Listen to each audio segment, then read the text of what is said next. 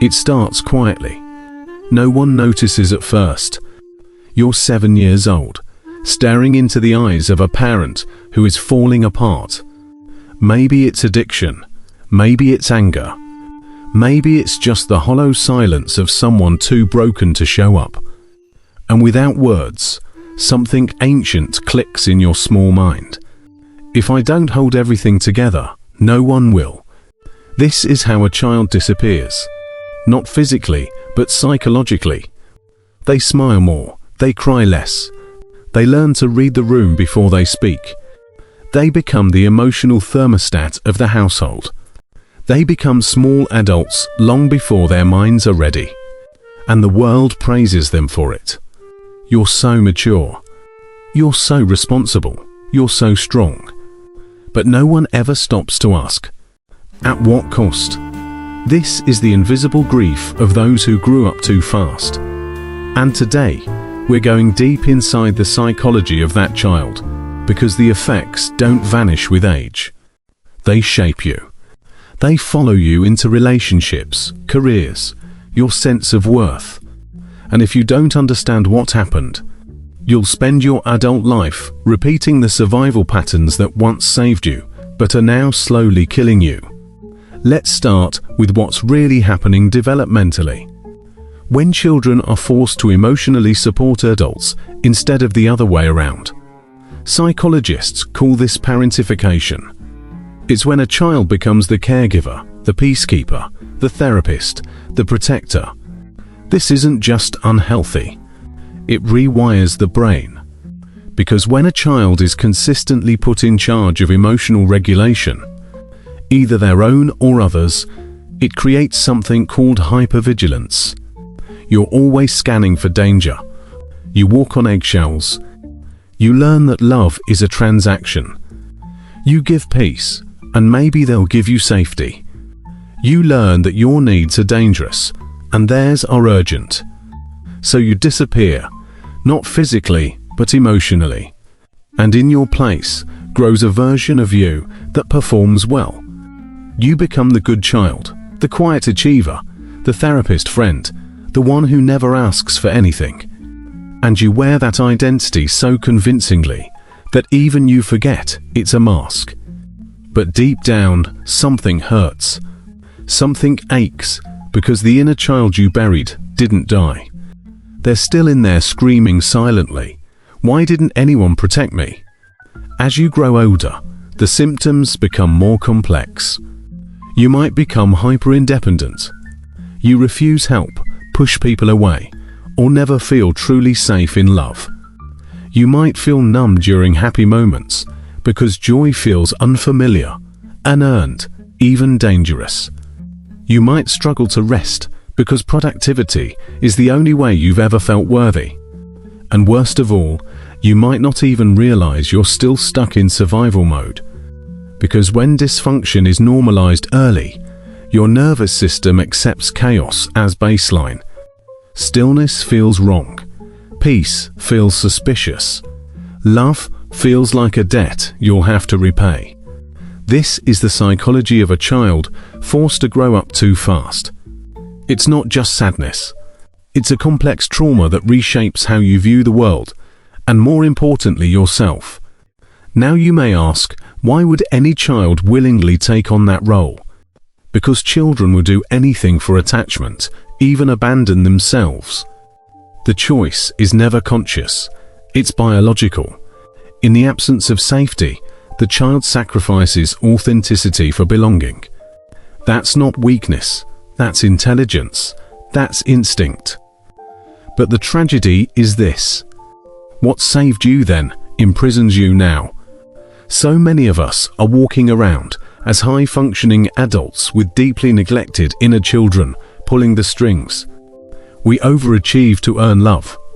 We stay silent to avoid abandonment. We take care of everyone, but secretly wish someone would just ask if we're okay. And that fantasy that someone will notice you're not as strong as you pretend to be. That maybe, just maybe, you'll finally get to fall apart and be held. That is the unmet need, not of your adult self, but of the child who never got to be a child. The first step to healing isn't fixing, it's witnessing. Because until you validate what happened, you'll keep gaslighting yourself with thoughts like, "It wasn't that bad. Other people had it worse. I turned out fine." But fine is a mask too. And deep down, you know it. So, what happens to that child when they grow up? They become adults who never feel safe, even in calm rooms. They become lovers who can't trust softness. They become givers who can't receive. They become the kind of people who apologize for crying, flinch at compliments, and confuse exhaustion with success. This is the cost of growing up too fast. Because if your childhood trained you to be strong at the expense of being soft, to be quiet instead of honest, to fix others while ignoring your own fractures, then what kind of adulthood do you inherit? You inherit a life where you're always holding your breath, waiting for someone to give you permission to finally fall apart. But here's the truth. No one's coming to rescue the child you buried. You are the one who must go back and hold their hand. You are the one who must say what no one else ever said. You didn't deserve that. You were just a child. You get to rest now. This is the beginning of shadow work. Not fixing, not performing, not bypassing the pain with fake positivity, but turning toward the abandoned parts of yourself and saying, "I see you now. I hear you now, and I'm not leaving." That is the repairing process. And it's brutal because it asks you to feel the grief you never had time to feel. It asks you to sit with the rage, the sorrow, the unmet needs. To weep for the birthdays where no one showed up. To mourn the innocence you lost while protecting people who should have protected you. But that grief, it's not weakness. It's proof that you're healing. Because what was once frozen is finally falling. Now, let's talk about how this survival pattern shows up in adulthood, subtly, tragically, and often invisibly. You might become a therapist in all your friendships, but never let anyone truly see you. You might be praised for your independence, when deep down you're terrified of being a burden. You might be in relationships where you overfunction, always fixing, managing, over-explaining, and wondering why you feel resentful. You might struggle with boundaries because saying no still feels like betrayal. These are not personality traits. They are coping strategies, learned, conditioned, and the good news, unlearnable. But only when you stop idolizing your strength and start honoring your wounds.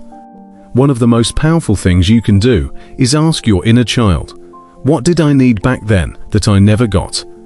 You may hear answers like, "I needed someone to tell me it wasn't my fault. I needed someone to ask how I was doing. I needed to play, rest, and laugh without fear." And slowly, very slowly, you begin to give those things to yourself.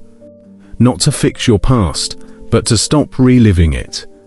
This is how you stop seeking parents in your partners. This is how you stop mistaking anxiety for intuition.